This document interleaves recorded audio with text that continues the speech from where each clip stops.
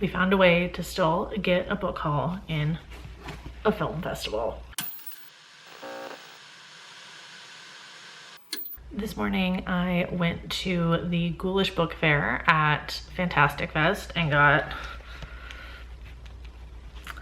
so many books that my fucking suitcase is gonna be so heavy, but I thought I would share what I got and give you a little book haul. I have like actually almost 100% books from authors that I had either never heard of before and got introduced to for the first time, or they were like local authors from Austin that I met at their tables. So and there's only one from an author that I had known previously. So I'm gonna share what I got, and then you guys can all pray for the weight of my suitcase on the flight home. Most of them are paperbacks though, so I think I might be okay. So at the book fair, they had a whole bunch of different tables. It was really cute. I'll insert some clips here. There were local authors, local like indie bookstores that were there. There was also like a Fangoria table. There was a couple people with like some like comics and like manga tables. It was like a nice little like variety for the space. I stopped at pretty much every single table. I mean, the only one I didn't like really look at was like the comic book one, mostly just because I don't really read comics, and by that point I had enough books, so I figured I should probably stop at some point. Okay, so first two things I have are from local authors from Austin, Texas that like they had their own little table. They had a bunch of their books, and I got to chat with them, and they were super duper nice. And so I grabbed one from each of them because why not? So I picked up Say Uncle. This is by Ryan C.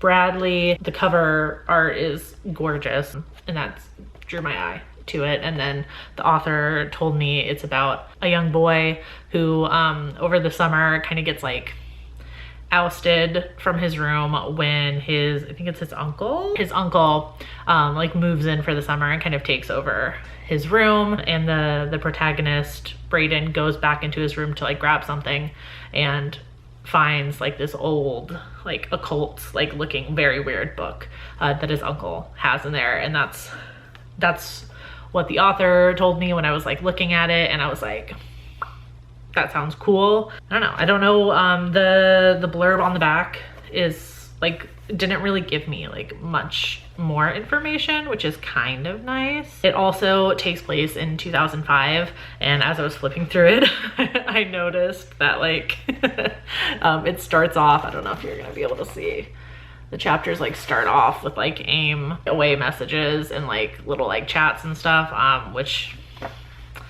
very much appeals to me. And then the author also like signed it and then put like a little stamp of, I'm pretty sure those are intestines in the book, and he said that would make sense to me about halfway through the book. Which is fun. I love a little like cute little spoiler moment. Then the second local author whose table I stopped at was Josh Roundtree. He had a lot of interesting books at his table, and he gave me like a quick little like blurb about each one, and pretty much all of them had buzzwords that I liked. Like one was Frankenstein inspired. I didn't pick that one up. The one that intrigued me the most was this one, which he sold as Creature from the Black Lagoon, but like taking place during the Galveston hurricane. And I was like, whoa. I mean, like I immediately from like Creature of the Black Lagoon. He's my favorite Universal movie monster. Super, super interesting premise. It's kind of like a historical fiction horror. Love, and I assume with a sort of monster also. It just sounded, I don't know, fucking sounded cool. I feel like there's not enough like Creature from the Black Lagoon anything. So this just sounded cool. And I should say the title is called The Legend of Charlie Fish. I think that just shows how easy it is to sell me on something. I barely even looked at the title, and he just gave me like his little like blurb kind of sales pitch, and I was like, sold, absolutely fucking sold.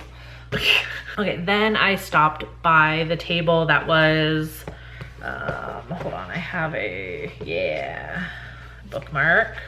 So I can remember, it was Ghoulish books, which I will, there you go. Let me do the little influencer hand behind the bookmark thing. And I picked up 2 things from there. First was, it's a short story collection. There's only 3 though in here. It's not like a bunch of short stories. It's like 3 kind of novellas. Issues with Authority by Nadia Bulkin. Again, the cover immediately intrigued me.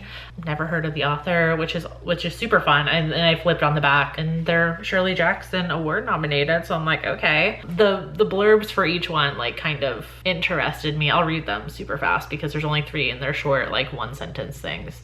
So the first story is a psychic government fixer discovers her true psychopathic calling. That sounded cool. The next one is a beauty pageant contestant succumbs to paranoia as a mysterious skin disease begins eating holes in her body.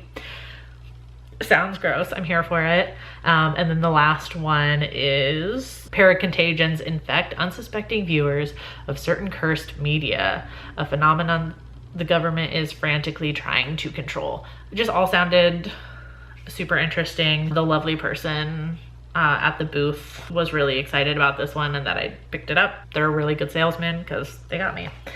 And then I also picked up Let the Woods Keep Our Bodies by E.M. Roy. This one, again, the cover definitely appealed to me. It looks really cool, looked very slashery. It's a kind of like small town horror, queer storyline. There's like cryptid type monsters going on in here. It mostly just got me because of like the artwork and then the fact that it's gay. So I was like, okay, bet. So those were both from Ghoulish books. I feel like a lot of you guys will actually really like this one. So this is from Interstellar Flight Press. And once again, the cover cover interested me. I saw the author's name and so I thought like, okay, maybe like a Korean author or Korean American author. It was a Korean American author, just to confirm. And this is Small Gods of Calamity, and this is kind of more of like a little like mystery type deal with like some magic, some mythology. The main character is a queer main character, so I was like, I was like, okay, here for it. But the main character is a spirit detective or like a ghost detective, which maybe sounds kind of silly. If you watch K-dramas, it's not that silly, but it sounded super interesting. It's like reminded me a little bit of like The Wailing, but like maybe like a little bit more on the mystery side and not like super disturbing. I don't think it will be. It's like a urban fantasy like crime thriller. And then the person who was working at the booth told me that the protagonist was also queer, and I was like, sold. And that was by Sam Kyung-kyu. Just, you know, so I don't forget to say it. Luckily, these are all paperback, not so heavy. I did grab 2 hardcovers, so hopefully they don't weigh me down too much, but I got this next one at the Little Gay Shop, which is super fucking cute. They had a whole bunch of I think that this just says something about me. Like 90% of the books on their table I already have. Either I have them and they're on my TBR, or I have them and I've read them. But I picked up the Faceless Thing We Adore because this was like, this sounds like I'm bragging. This was like one of the only books on the table that I've never seen before. I'm not bragging. I just like reading gay books. And this is by Hester Steele. Well, the first thing that like caught my eye was like the sprayed edges, because I was like, I feel like we're just now starting to get like horror books with like the fun like sprayed edges and stenciled edges, because that's, for a while, that's just been for like romantasy books. Nothing wrong with that, but I don't really read those. I see like a stenciled edge and I'm like, okay, and it's very pretty. Like it's like bright pink and then the edges are purple. There we go. It's all super pretty, and it's a scary book. So reading it seems like it's about, I don't know how to pronounce the main character's name at all. I'll put it on the screen. She falls in with a cult.